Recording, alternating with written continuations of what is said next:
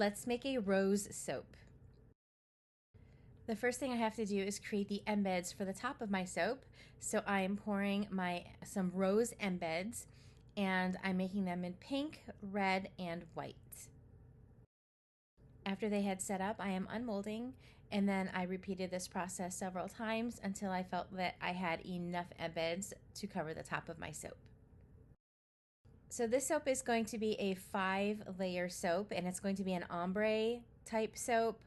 I'm using all the same colorants in each layer, but it's going to be less and less. So the darker color is going to be on the bottom, and the lighter color is going to be on the top. So I added a good tablespoon of my red colorant for this bottom layer, and then I added my fragrance. The fragrance is fresh cut roses, and after I had this layer mixed, I am pouring this into my molds. For my second layer, I'm following the exact same process as the first, but I'm adding just a little bit less of that same red colorant. I wanted it to be just a little bit of a shade lighter.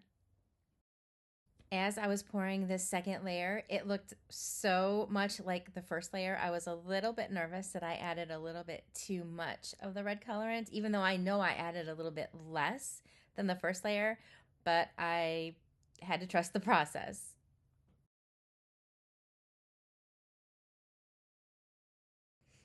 Next, I'm mixing and pouring the third layer. The third layer definitely looked like it was a little bit lighter of a color. And here is the making and pouring of the fourth layer. There's so little red in it that it looks just like a very pale pink. And then here is the making and the pouring of the very last and fifth layer. And this one really threw me too, because as I was pouring it into my mold, it looked like it got darker and it looked like a brownish beige color, and I was a little bit thrown by that. And here is where I grab all of those rose embeds that I created first, and I am just placing them on top of the soap in random places. I had no rhyme or reason to this. I was just placing them everywhere on the top of my soap.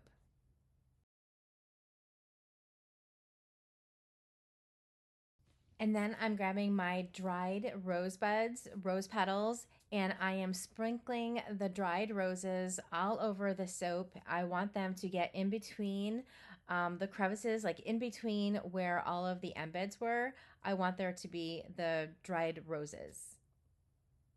And when I was done pouring my soap, this is what it looked like. The next day, it is time to unmold the soap, and I'm using my log splitter to cut this giant slab into 4 loaves. And then I'm using my multi-bar cutter to cut these loaves into individual bars. And this is what they look like. I think they turned out so beautiful. I was so relieved with those colors. The ombre colors just turned out amazing. And I love that all of those embeds on top. Every bar has a different top. Like there's no 2 bars that are identical on top. These soaps are now heading to my curing racks for the next 4 weeks. They are available for pre-order on my website right now at eartherella.com. However, they will not begin shipping until the week of March 23rd. So if you purchase this soap right now, if you order this soap before March 23rd, they will not ship until the week of March 23rd. They have to finish curing, and the curing time allows the water to evaporate and creates a harder and longer lasting bar.